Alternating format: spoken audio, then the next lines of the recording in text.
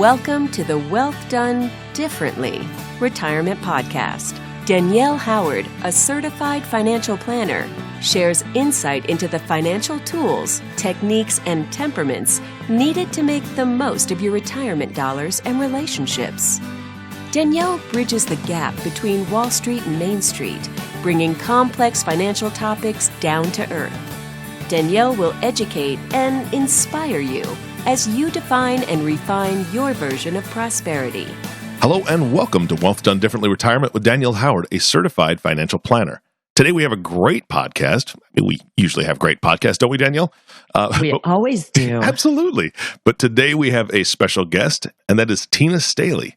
Tina is a highly accomplished author, therapist, clinical researcher, and gifted communicator who has dedicated her life to creating a more kind and productive world. Her vast experience and success spans almost 3 decades in the public and private sector, and has led to partnerships with top organizations such as the U.S. Naval Special Warfare Command, American Cancer Society, Duke Cancer Institute, the Colorado State Government, Boys and Girls Club, PBS World, the Aspen Institute, and more. Tina has created innovative psychosocial support programs for organizations nationwide, in addition to being the founder of Pathfinders, one of the most successful cancer programs on the western slope of Colorado for nearly 20 years. On the research side, she has contributed to countless research articles and presentations across the world, in addition to authoring an award-winning book called Living Fully, Dying Well, and a TEDx presentation, The Perfect Last Day.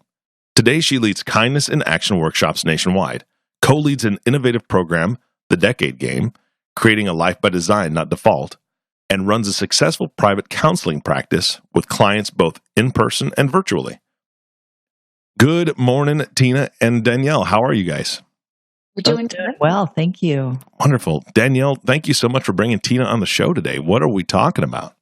I am so excited to have Tina here with us. She and I met last fall at a Lead with Love in Aspen event, and we're serendipitously paired together at a workshop with our previous podcast with Lynn Twist, and we got to know each other and did some money mindset conversations, and we really connected, and we've been talking about a lot of stuff ever since.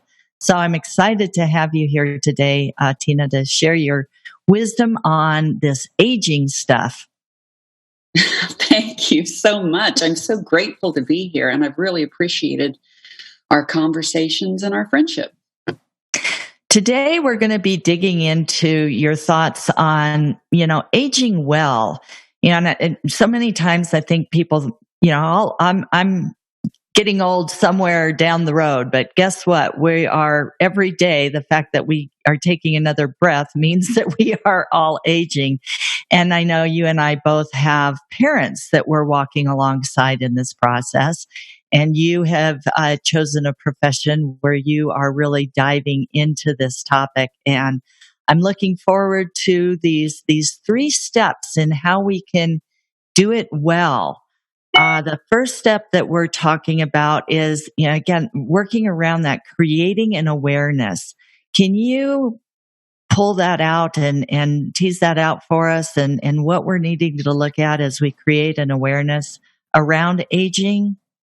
Absolutely. And I really appreciate you speaking about awareness or mindfulness, like I call it, around the aging process, because I believe that with the new paradigm shift of how we're actually aging in America today and living longer, that we need to be conscious of particular stereotypes, conscious of our own core beliefs that we have picked up from possibly when we were young about how we viewed actually what we considered older people or aging. And today, so many of those, quote, stereotypes, not that they ever, were applicable, but especially now more than ever, we have to be conscious of these types of belief systems that society is telling us or that we're telling ourselves. Yeah, I think we watched either grandparents or maybe parents, or we have that old idea of, oh, maybe aging is just sitting on the porch and knitting or playing checkers, or, and I don't think that even really exists. I almost think that we've done a 180 to another extreme, at least for the go-go years of retirement and aging. Is it's all about fun. It's all about, travel. It's all about leaving the work world and self-indulgence. And I think, we need to be cognizant of both those. I don't, those outliers, that it is all about, pain and suffering and losing our headspace and all of that, or the other extreme of, it's all about me and having fun and, getting away from everything that was involved with work. And there's some beauty in looking at where did those come from and how do we work through, is that true for us, or what do we want to create? How do people, focus on creating that awareness? Well, and I really think that, for years it's about retirement. It's about retirement as if it's about fun and leisure, of course, for those that can afford it. And I think that with aging comes a sense of responsibility, and a sense of responsibility in terms of who are we and what is our purpose. And now we have many, many more healthy years to live. And how do we want to live those years? And, I often say, a golf game might be good for 4 or 5 years, or until you hurt your hand or your elbow or something. And then what do we do? So I think you're right. Where is that happy medium between taking responsibility, living the best years the best we can, and also not looking at aging as automatic declining, automatically no longer learning, not being productive in this world. So I think that there is a happy medium. And I like to say that I like to use the word third phase of life, because I really believe now that the aging is the third phase.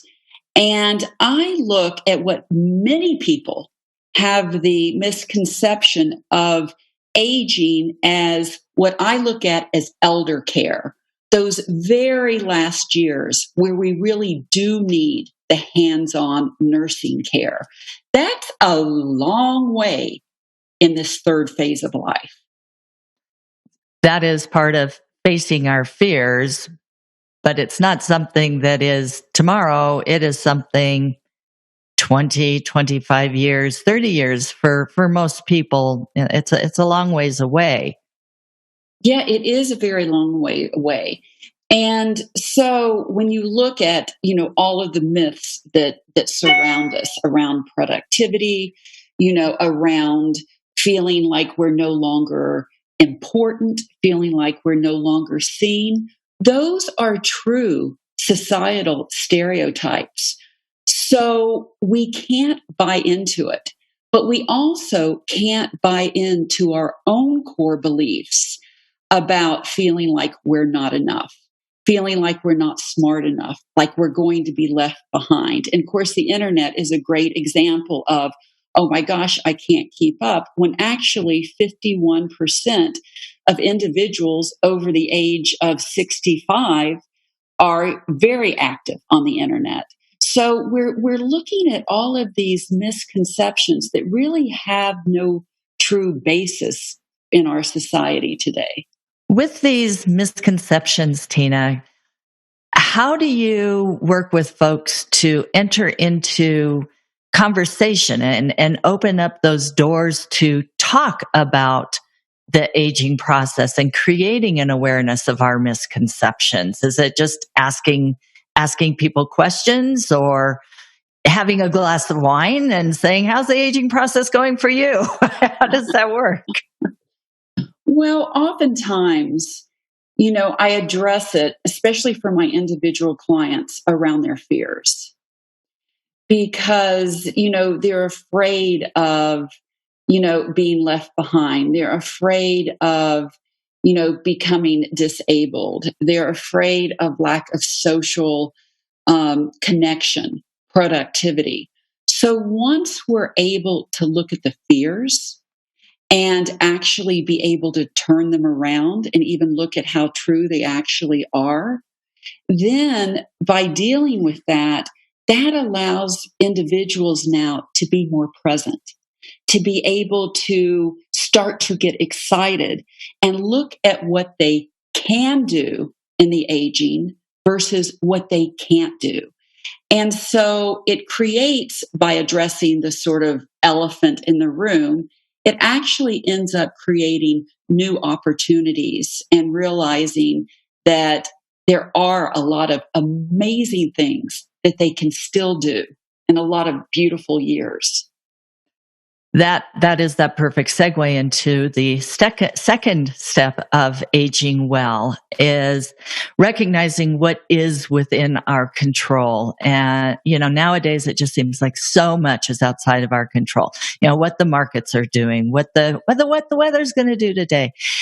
I really believe that when people can create that awareness of where they're at in life, face their fears, have that accountability to what it means to them and them themselves, to themselves be true, you can start taking control of the things that you do have a say or potential to do differently. Can you talk about what type of things people can do to age as best possible? Well, yes, I can speak to what they can do. And I'd also like to say that the preparing for aging starts at any age. Yeah. We're all aging. We're all aging. It can even start in your 20s and 30s, because what you do is actually preparing you for the future. And what I mean by that, okay, we all know in terms of exercising and eating right and working your mind and all of those wonderful things that society has been very conscious of, especially in recent years. But there's also really looking at our mindset, whether it's a positive mindset or it's a negative mindset. And those individuals that have a pre-existing thought process around the glass is half full, versus half empty versus half full, they have a harder time with aging. And those that have the negative thoughts, those that have the negative stereotypes, actually live 7.5 years less than those that do not. Wow. And probably 7.5 years less, but the folks who are living longer are also living richer lives, and that purpose and meaning, they're probably able to fulfill that aspect a little bit more. Right. And because it's all about what they choose to focus on, and how they are resilient at any age helps with how they are resilient in aging. And that means how you actually bounce back. It's not that things are not going to happen to us. Of course, we will be slowing down. Of course, there will be more health concerns. But it is our mindset around, okay, how do we deal with this, and how do we move forward in the best way possible? Which circles back around to that creating awareness. It's just like these continuous circles of looking at, if I had healthy examples in my life. I had an aunt, and we always joked we're the same age. She was actually 40 years older than I was. But as I watched her age, her mindset was always just absolutely amazing. She always had such a positive perspective on things. That speaks into how I'm going to handle things. So to look at, who have been your role models for aging? What do you want to replicate? What might not be serving you as well? And what do you need to do to look at that your opportunities for resiliency or creativity or, relationship, and how do you want to build on wins? Right, right. And that is the positive role models that you're seeing today. And we have more of them. We all like to talk about our aunt or our mother, and oh my gosh, they were 90 and they could still, play the piano, and they had so much life. And many times their circumstances of life weren't always positive, but it's what they chose to focus on. And I love that Grandma Moses, really started her painting at 80, and that is not buying into, an older mindset. That's buying into what can I do in the moment to be the greatest thing possible.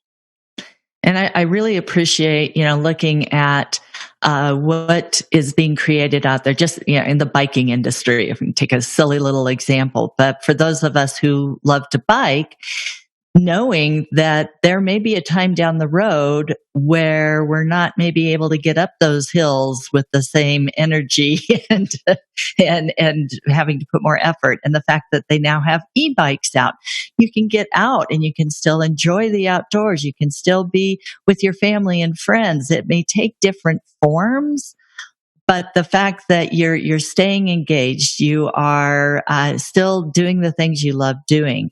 And I think that's really exciting about the times we are living in, is there's a lot of creative people that are coming up with new ways of doing things to keep engaged and be productive and keep that social aspect, which is so important to keep people involved. And that really reminds me of something that I'm very aware of, and I feel passionate about, is feeling useful in this society. And I think one of the myths is that grandmothers can only be a grandmother to their biological children. And what we found now that is helping aging the most is this intergenerational connection and conversations and being with each other. So now in different types of nonprofits across the country, whether it's, shelters for, abused women who bring their families, whether it's young children suffering from different, maybe cancer or other types of diseases, grandmother programs are now being set up as a way of being able to give back, to give love to somebody that's not necessarily your biological child or grandchild. That's beautiful. I've also heard of internet programs where they're connecting up the wise elders of our society with teenage students, and, gleaning that wisdom of the ages and that encouragement, that support for the youth nowadays who may not have those opportunities for those connections. And the internet has provided, a whole new world for people to connect up, to speak into each other's lives. And it's a win-win situation. You speak to the older folks who are involved in these programs, and they're saying, we get as much or more out of our involvement with these teenagers. And, and the kids say, this has just been an amazing relationship. So it's a beautiful thing to look at the resources that we have to step into, to really connect with what can we do to age well. And then you talk about the third step is looking at our behavioral choices and choosing whether it's that positive mindset or what kind of action steps you want to be taking. Can you speak a little bit more about, these behavioral choices and the work you're doing with kindness in action? Well, this really came to me with so many years of working with hospice and late stage cancer, where I really saw the one thing that cancer did provide is that opportunity to, if you had months or years, to be able to really get it right, to be the person that you were the most proud of. Because as Ira Byock often says, the three things, he's a great palliative care physician, and he says the three things that people ask themselves at end of life is, was I loved? Did I love back? And where did I make a contribution?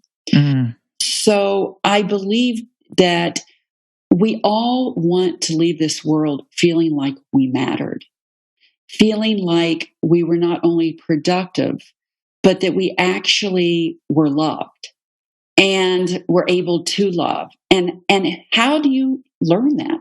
You know, they don't teach it to us in school. So, you know, my Kindness in Action program is really developing, you know, action steps and behaviors that when you do that, it really allows you to feel that sense of self-efficacy. You know, when you do an act of kindness, when you're present with others, when you flip those negative thoughts that we discussed earlier, you know, when you have the difficult conversations, whether it's aging or end of life, and you use gratitude and you acknowledge others and you have fun. So you do these practices every day. That is so much more than just the practice. It's allowing you to feel that your life mattered in terms of compassion, in terms of generosity, in terms of caring, all of those wonderful human traits that at the end of the day, you know, through the whole process, we really want to feel that we have and that we are. So this is very important to me from all the work that I've done in those last days of wanting to feel like you are leaving this world having been your best self. And I think once again, that's important in any age. And, you know, oftentimes, you know, when we speak about the grandmother programs, which are amazing, and we speak about all of these ways that we can make a contribution, so many people say, well, how do I do it? And I say, it starts in your everyday life. Yep.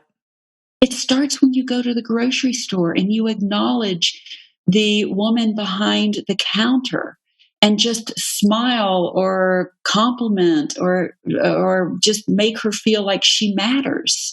You know, it starts with, you know, calling a friend that isn't feeling well and saying, how are you? You know, it starts with looking around and what are we grateful for?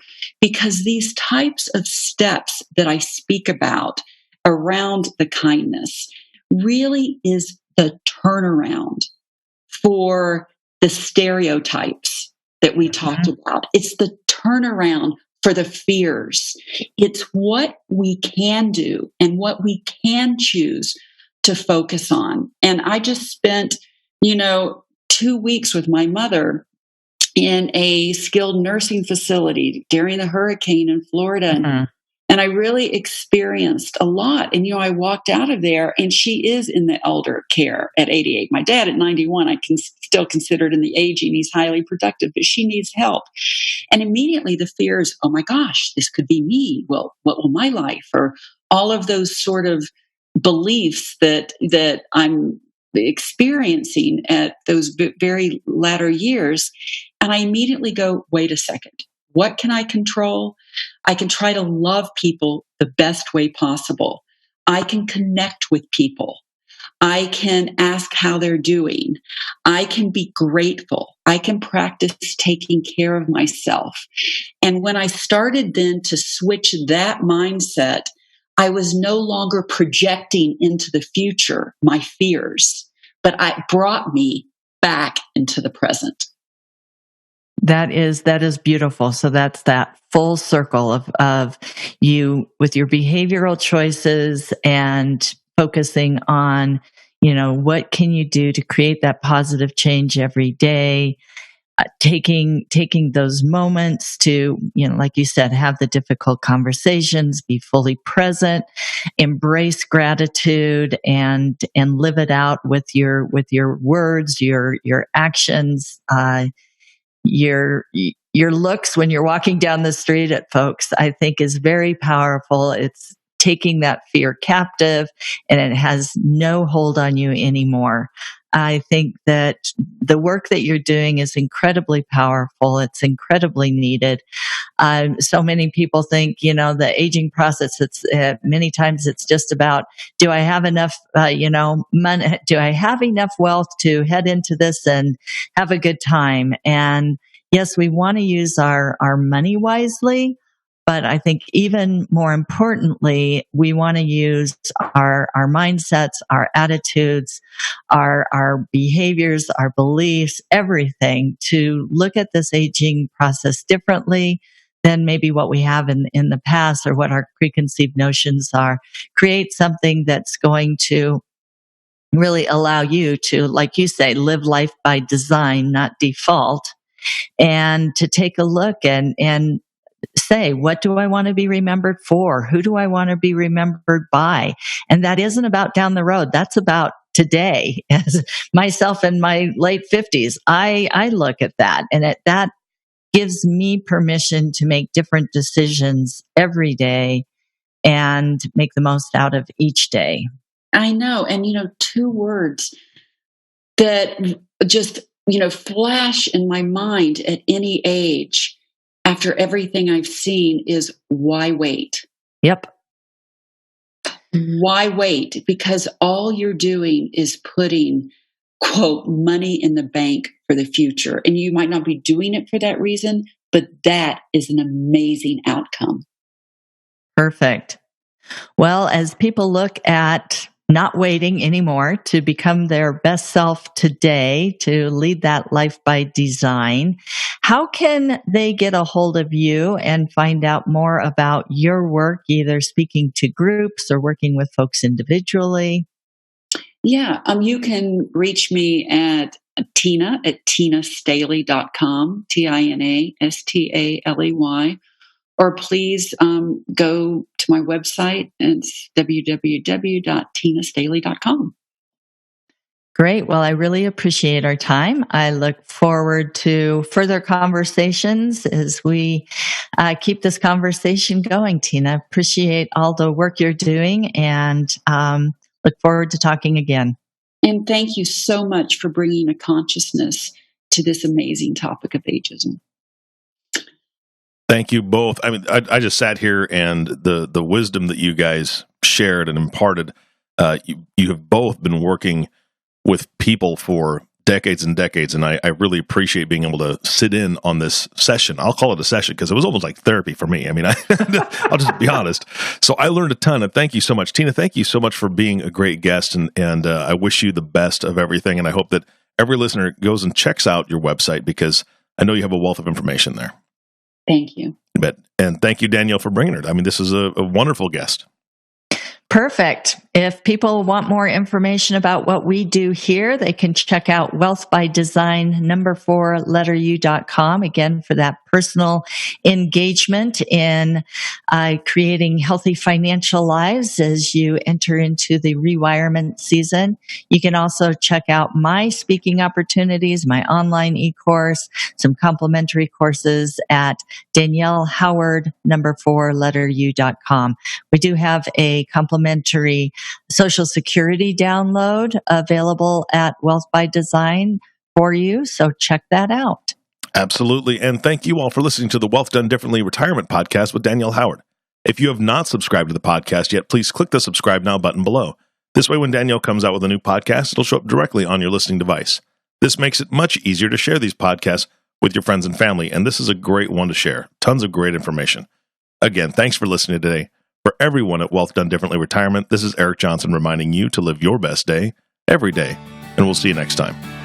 Thank you for listening to the Wealth Done Differently Retirement Podcast. Click the subscribe button below to be notified when new episodes become available. The information covered and posted represents the views and opinions of the guest and does not necessarily represent the views or opinions of Wealth by Design, LLC. The content has been made available for informational and educational purposes only. The content is not intended to be a substitute for professional investing advice. Always seek the advice of your financial advisor or other qualified service provider with any questions you may have regarding your investment planning. Danielle Howard, Certified Financial Planner, is an investment advisor representative of Cambridge Investment Research Advisors, a registered investment advisor. Securities offered through Cambridge Investment Research, Inc., a broker-dealer, member FINRA SIPC. Cambridge and Wealth by Design, LLC are not affiliated.